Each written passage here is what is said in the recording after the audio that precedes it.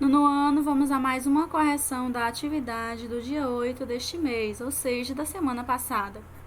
Nosso objetivo era inferir uma informação implícita em um texto. E o que é uma informação implícita? Nem todos os textos, eles apresentam informações às claras. Quando a questão pergunta uma informação explícita, ou seja, a informação que é explícita que está à mostra, que fica claro de se encontrar dentro do texto. Já uma informação implícita não fica às claras dentro do texto. Então, nós vamos usar a habilidade da inferência.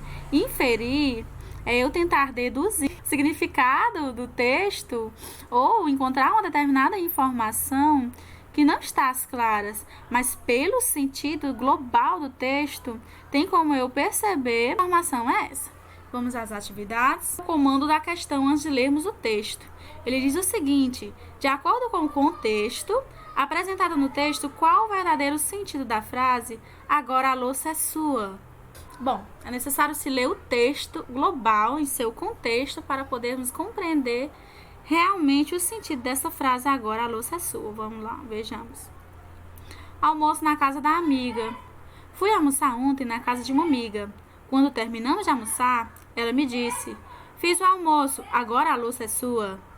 Peguei a louça, coloquei tudo em um saco plástico e fui embora. Agora, a mulher está aqui na frente de casa com a polícia, querendo a louça de volta. Vai entender esse povo? Dá e depois toma.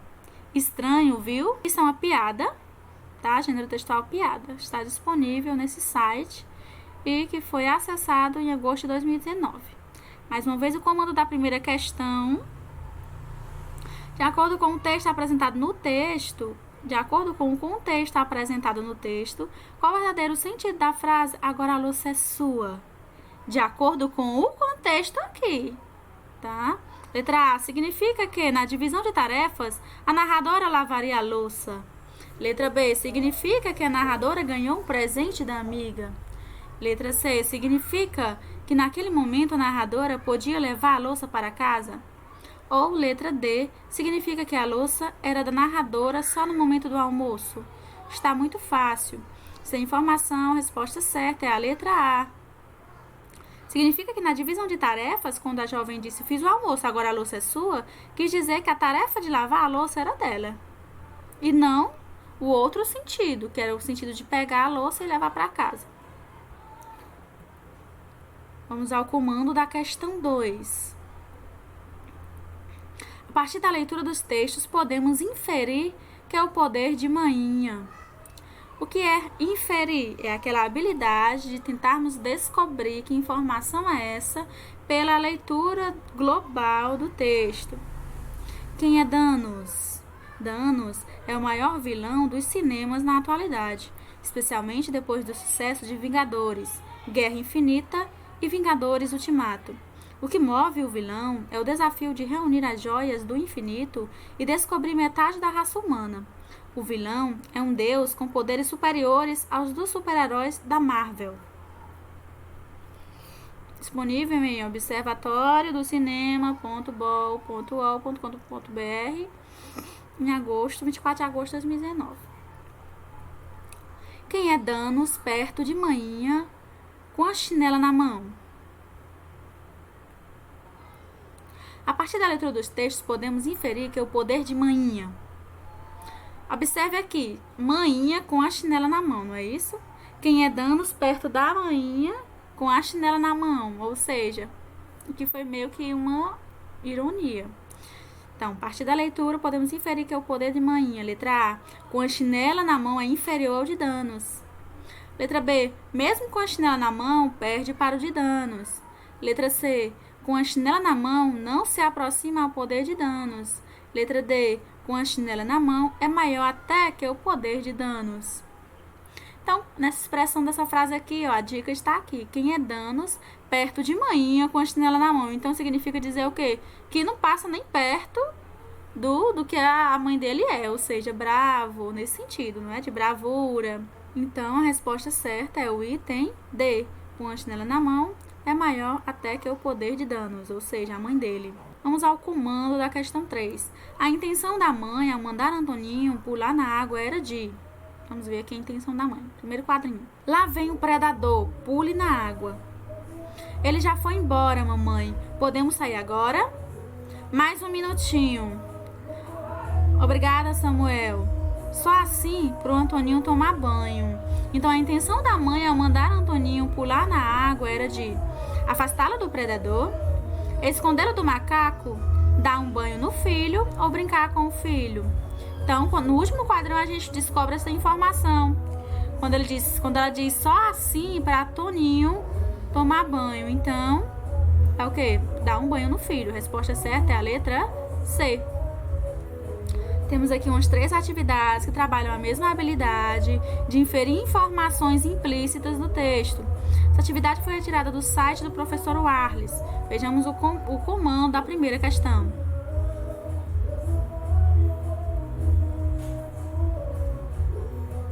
Em relação à experiência de viajar de avião pela primeira vez, a mulher estava.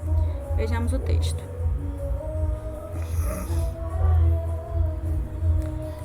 A estranha passageira. O senhor sabe, é a primeira vez que eu viajo de avião.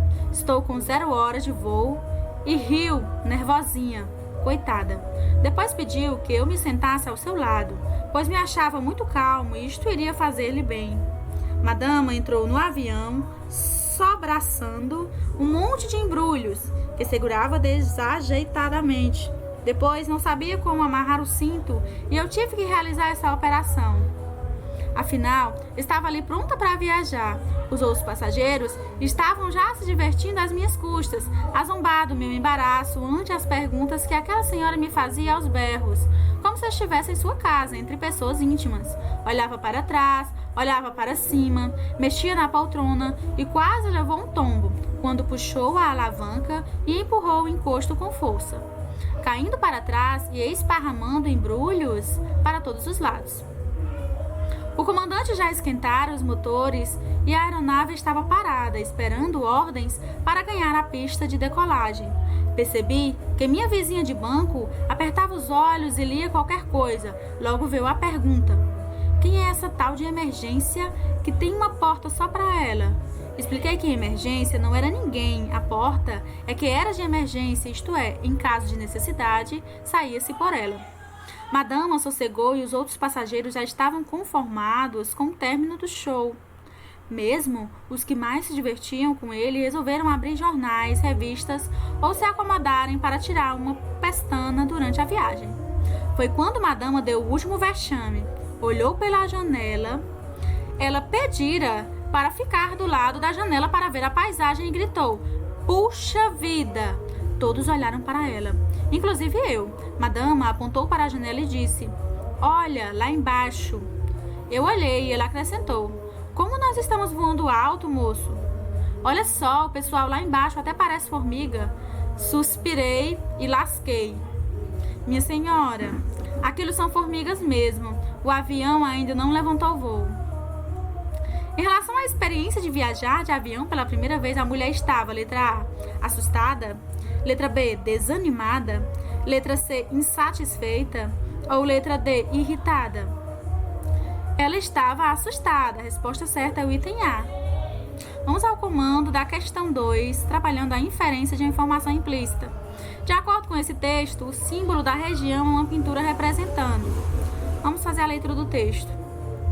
Serra da Capivara, uma geografia incrível no Piauí. O maior conjunto de pinturas rupestres já concentradas no mundo está espalhado pelos 129.140 hectares do Parque Nacional da Serra da Capivara. Ele possui uma área de quase 1.300 quilômetros e está localizado no interior do estado do Piauí, a 530 quilômetros da capital, Teresina.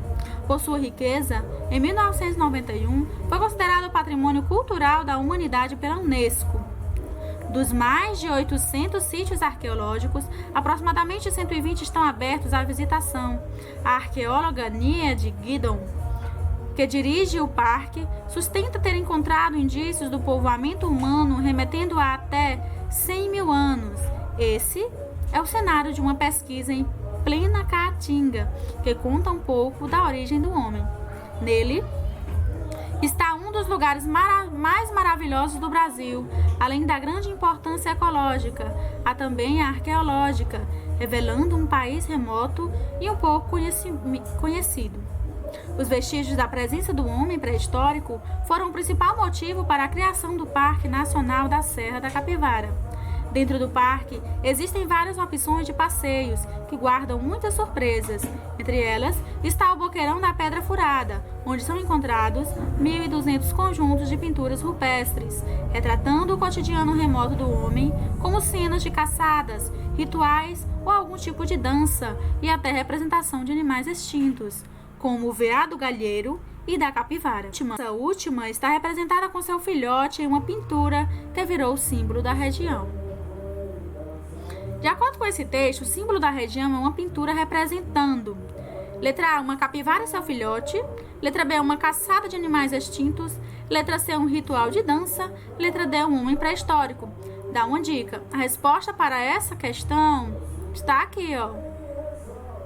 Essa última está representada com seu filhote em uma pintura que virou o símbolo da região. De acordo com o texto, o símbolo da região é uma pintura representando: letra A, uma capivara e seu filhote. Questão 2, item A. Vejamos o comando da questão 3.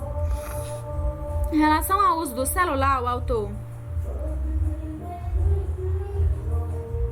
chamou porque as novas tecnologias operam mudanças espantosas. As pessoas parecem ter cada vez menos tempo para falar ao telefone. Está acabando a época das chamadas espontâneas. Deu uma saudade e resolvi ligar para saber como você anda. Está sendo substituído, ou pelo menos antecedido, por um SMS ou mensagem no WhatsApp do tipo: tudo bem com você? Posso dar uma ligada? É curioso perceber como muitas pessoas consideram uma invasão de privacidade receber uma chamada inesperada no meio da tarde. Curioso a gente pensar que quando os celulares ganharam o mundo na década de 1980, a autonomia de falar com alguém em deslocamento foi um grande avanço. Cerca de 30 anos depois, as chamadas são indesejáveis e até invasivas. Em tempo de conectividade máxima, o bacana é você poder se comunicar, não necessariamente falar, com muitas pessoas ao mesmo tempo e podendo executar outras tarefas simultaneamente. Em um mundo em constante correria, falar 10 ou 15 minutos com alguém ao telefone pode ser entendido como perda de tempo.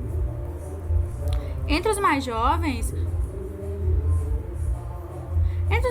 o fenômeno é ainda mais evidente. No adolescente, a conversa, mesmo ao telefone, pode ser um problema. Às vezes, mais tímidos e envergonhados no contato verbal ou físico com o outro, atrás da tela de um computador ou do teclado de um celular, eles se soltam muito mais. No papo, eles podem se sentir peixes fora d'água. No texto, eles incorporam tubarões, dizendo coisas inimagináveis. Mas a tendência não é exclusiva dos jovens. Na medida em que as novas tecnologias de comunicação ganham as gerações mais velhas, a voz vai cedendo espaço ao texto breve, típico de relações mais diretas. O mais duro é perceber que também não sou exceção.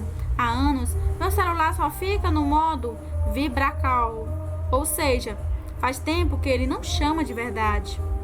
Em casa, quando o fixo toca, me incomodo. É quase como alguém bater a porta sem avisar. Será que vamos todos ficar cada vez mais calados enquanto os dedos e os olhos não param? Comando da questão. Em relação ao uso do celular, o autor. Letra A. Apresenta uma visão pessimista sobre as novas tecnologias. Lembrando que visão pessimista é uma visão negativa. Letra B. Critica o comportamento dos jovens no mundo virtual. Letra C. É favorável à substituição do telefonema pela mensagem. Ou letra D, mostra as mudanças nos relacionamentos entre as pessoas. Está mais para a letra D, então a resposta certa é a letra D.